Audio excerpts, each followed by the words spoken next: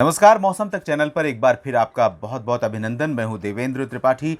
Pre monsoon season के दूसरे महीने का आखिरी दिन यानी 30 अप्रैल को दिन भर में देश भर में कैसा रहेगा मौसम, क्या कुछ बदलेगा मौसम के संदर्भ में, इसकी चर्चा करेंगे इस बुलेटिन में। आप जानते हैं कि भारत एक ट्रॉपिकल कंट्री है और ट्रॉपिकल कंट्री में 4 महीने के मानसून सीजन को, जून से सितंबर के बीच के मौसम को या मौसम की अवधि को छोड़ दें तो बाकी जो टाइम होता है 8 महीने का, उस दौरान भी बहुत कुछ बदलता रहता है। कभी प्री मानसून वर्षा तो कभी पोस्ट मानसून सीजन की वर्षा, और कभी नॉर्थ ईस्ट मानसून की बारिश होती है दक्षिण भारत में, साथ ही साथ विंटर रेन होती है उत्तर भारत के और मध्य भारत के क्षेत्रों में।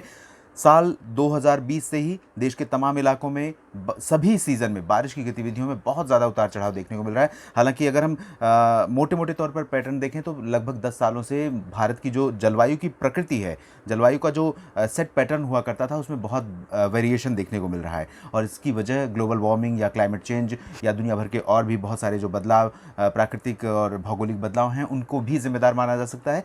लेकिन सबसे अहम प्रभाव पड़ता है भारत में जब मॉनसून असंतुलित या असंयमित होता है। फिलहाल मॉनसून की चर्चा हम बाद में करेंगे।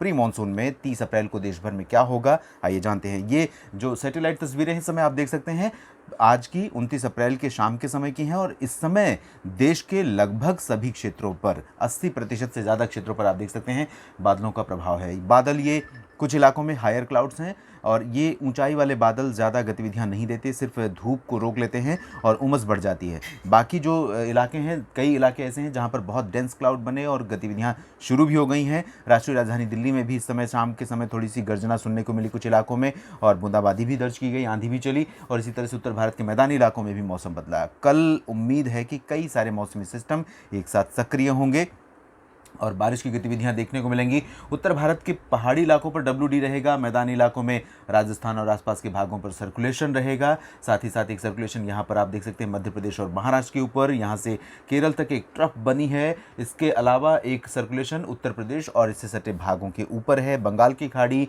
अरब सागर, इन दोनों क्षेत्रों पर भी मौसमी सिस्टम अपनी अपनी भूमिका निभाने के लिए पूरी मुस्तैदी में है। इन सिस्टमों के चलते ही और WD के चलते ही, जैसा कि हमने कल भी बताया था, 3 तरफ से मॉइस्चर पहुंच रहा है, इधर से और बंगाल की खाड़ी की तरफ से, जिसकी वजह से देश के अधिकांश इलाकों पर प्री मानसून वर्षा के लिए मौसम अनुकूल बना है।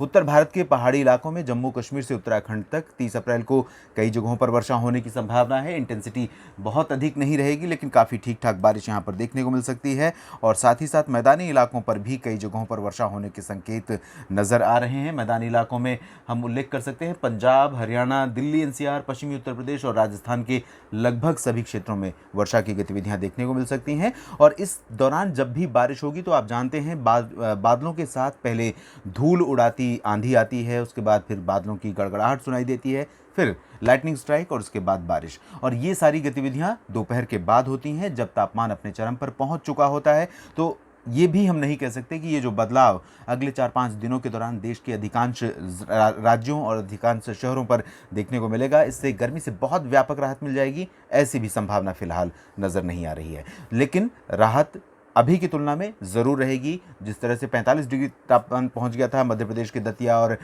उत्तर प्रदेश के बांदा में, और राजस्थान के तमाम शहरों में लू का प्रकोप बढ़ गया था, तो इसमें थोड़ा सा ब्रेक ज़रूर लग जाएगी, क्योंकि अगले 4-5 दिनों तक देश के लगभग सभी क्षेत्रों के ऊपर आसमान पर मॉइस्चर बढ़ेगा। तो मॉइस्चर कंटेंट जब भी बढ़ता है, धूप का प्रभाव कम हो जाता है और गर्मी नीचे आ जाती है। तो ये स्थिति अभी देखने को मिलेगी। इन उत्तर पश्चिमी इलाकों के अलावा अगर हम उत्तर प्रदेश के पूर्वी हिस्सों की तरफ बढ़ें तो यहाँ पर आप देख सकते हैं उत्तरी हवाएं रहेंगी और सर्कुलेशन यहाँ है। सर्कुलेशन की वजह से बंगाल की खाड़ी का मॉइस्चर भी रहेगा और उत्तर भारत में WD जो आया है उसके प्रभाव का भी असर यहाँ पर दिखेगा। तो यहाँ पर कहीं कहीं गरज वाले बादल आज की तरह ही विकसित हो सकते हैं और आंधी बारिश की संभावना यहाँ पर बन सकती है। पूरब में हम उल्लेख कर सकते हैं गोरखपुर से लेकर वाराणसी और गाजीपुर सोनभद्र तक का, जो कि उत्तर प्रदेश का उत्तरी और दक्षिणी इलाका है। इसके बाद प्रयागराज, मध्य में प्रयागराज और साथ ही साथ बांदा, लखनऊ, कानपुर का, इन सभी क्षेत्रों में वर्षा की गतिविधियां इस तरह से हो सकती हैं। बिहार में भी मौसम करवट ले रहा है। बिहार के लोगों को लंबे समय से बारिश का इंतजार है। बिहार में बहुत लंबे समय से बारिश नहीं हुई है ज़्यादातर इलाकों में, और इसी वजह से लोग परेशान हैं गर्मी से। और जब भी लंबे समय तक ड्राई वेदर रहता है तो पारिस्थितिकी तंत्र बहुत डिस्टर्ब होता है। वानस्पतिक ग्रोथ, जो वानस्पतिक वृद्धि है फसलों की या किसी भी प्रकार के पौधों की, तो वो रुक जाती है। तो इस इस समय इंतज़ार खत्म होता हुआ नजर आ रहा है। उत्तरी और पूर्वी इलाकों में बारिश की संभावना बन रही है। अगले 24 घंटों के दौरान कई इलाकों में भागलपुर से लेकर किशनगंज, अररिया, पूर्णिया, सुपौल और मधुबनी, चंपारण तक वर्षा के आसार हैं। पटना, गया, नवादा और सिवान, इन सभी क्षेत्रों में जो दक्षिण और पश्चिमी इलाका है, इन भागों में थोड़ा सा इंतजार करना पड़ेगा। 24 से 36 घंटों के बाद इन भागों में भी मौसम सक्रिय हो सकता है और इन इलाकों में भी अगर आप रहते हैं तो यहाँ पर भी आपको बारिश भिगो सकती है। झारखंड की बात करें तो झारखंड में पश्चिम बंगाल के गंगीय क्षेत्रों से सटा जो क्षेत्र है सीमावर्ती, इन भागों में आज भी कुछ इलाकों में वर्षा दर्ज की गई है। सिंहभूम और आसपास के इलाकों में, साथ ही साथ पश्चिम बंगाल के गंगीय क्षेत्रों में कई जगहों पर वर्षा की गतिविधियां दर्ज की गई और यहाँ पर अगले 24 घंटों के दौरान इंटेंस एक्टिविटी की संभावना रहेगी। समूचा जो छोटा नागपुर पठार है, जिसमें बिहार, झारखंड, गंगीय पश्चिम बंगाल, छत्तीसगढ़ का कुछ इलाका, ओडिशा, पूर्वी उत्तर प्रदेश का कुछ क्षेत्र, साथ ही साथ पूर्वोत्तर भारत के कुछ इलाके, तो ये जो छोटा नागपुर का क्षेत्र है ये काल बैसाखी का संभावित एरिया है, जहाँ पर प्री मानसून सीजन में इस तरह की गतिविधियाँ देखने को मिलती हैं। और प्री मानसून में अप्रैल, मई और जून में, मध्य जून तक, जब तक मानसून दस्तक देता है उसके पहले तक प्री मानसून की गतिविधियां कभी कभी हिंसक रूप ले लेती हैं। तो इस समय हम कह सकते हैं कि ऐसा काल बैसाखी का संयोग यहाँ पर, या बुरा योग भी कह सकते हैं, क्योंकि कई बार काल बैसाखी काल की तरह असर दिखाती है, कहर ढाती है। तो ऐसी स्थितियां यहाँ पर बन सकती हैं। इसके लिए आने वाले दिनों में बिहार, झारखंड और पश्चिम बंगाल के क्षेत्रों में लोगों को बहुत सावधान रहने की आवश्यकता होगी। पूर्वोत्तर भारत में सिक्किम, उप हिमालयी पश्चिम बंगाल और अरुणाचल, असम, मेघालय, नागालैंड, मणिपुर, मिजोरम, त्रिपुरा, सभी जगहों पर वर्षा के आसार हैं।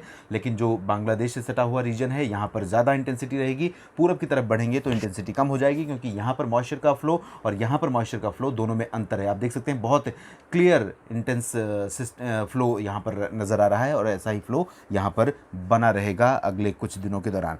मध्य भारत की तरफ चलें तो यहाँ पर ओडिशा के दक्षिणी और पूर्वी जो तटीय इलाके हैं, यहाँ पर गतिविधियाँ काफ़ी अच्छी हो सकती हैं। उत्तरी भागों में भी कुछ स्थानों पर वर्षा के आसार नज़र आ रहे हैं।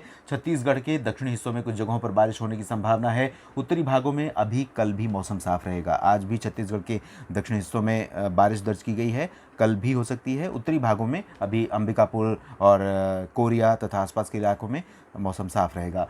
मध्य प्रदेश में उत्तर और पूर्वी इलाकों में ज़्यादातर जगहों पर मौसम साफ रहने की संभावना है, जबलपुर से भोपाल तक। लेकिन जो पश्चिमी इलाके हैं, राजस्थान से सटे, गुजरात से सटे, इन भागों में मौसम करवट ले सकता है। यहाँ पर मॉइस्चर का फ्लो बढ़ रहा है। उम्मीद कर सकते हैं रतलाम, देवास, धार, इंदौर, उज्जैन, मंदसौर और आसपास के इलाकों तथा झबुआ, इन भागों में कहीं कहीं पर गर्जना के साथ वर्षा हो सकती है। और यहाँ के अलावा गुजरात के पूर्वी इलाकों में भी बारिश होने की संभावना नज़र आ रही है। राजस्थान में जैसे हमने बताया कई जगहों पर बारिश होने के आसार नज़र आ ही रहे हैं। साथ ही साथ मध्य महाराष्ट्र के क्षेत्रों में और उत्तरी कोंकण गोवा क्षेत्र में, विदर्भ के कुछ भागों में, मराठवाड़ा के क्षेत्रों में, दक्षिणी मध्य महाराष्ट्र के क्षेत्रों में कई जगहों पर वर्षा होने की संभावना है।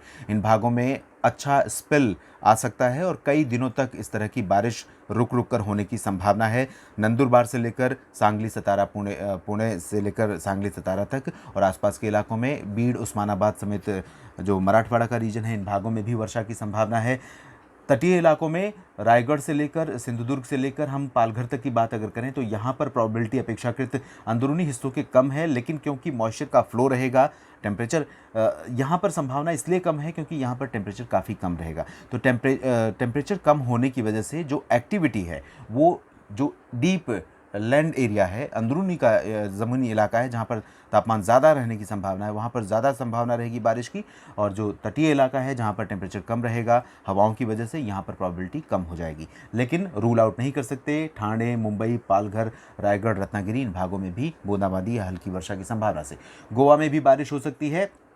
और तेलंगाना और कर्नाटक और केरल के अधिकांश इलाकों में मौसम सक्रिय रहेगा और बारिश हमें देखने को मिल सकती है। और यहाँ पर इंटेंसिटी हल्की से मध्यम, कुछ एक स्थानों पर तेज़ हो सकती है।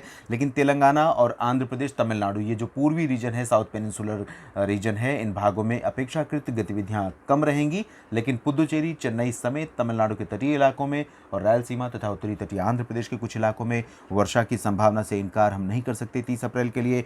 1 मई को भी इस तरह की गतिविधियाँ दक्षिणी प्रायद्वीपीय भारत के साथ साथ देश के अन्य इलाकों में भी हमें देखने को मिल सकती हैं। लक्षद्वीप में भी वर्षा के आसार हैं। अंडमान व निकोबार द्वीप समूह पर भी मॉइस्चर बढ़ रहा है और काफ़ी अच्छी बारिश यहाँ पर भी शुरू हो सकती है। तो नेशनल वेदर बुलेटिन में अभी इतना ही। मौसम तक चैनल से लगातार आप जुड़े रहिए और अपनी प्रतिक्रियाएं देते रहिए। अगर इस चैनल को अब तक सब्सक्राइब नहीं किया है तो ज़रूर कीजिए, और अगर आपको वीडियो में दी गई जानकारियाँ अच्छी लगें, उपयोगी लगें तो लाइक ज़रूर कीजिए, शेयर कीजिए और इसी तरह से अपना सपोर्ट, अपना समर्थन देते रहिए। धन्यवाद।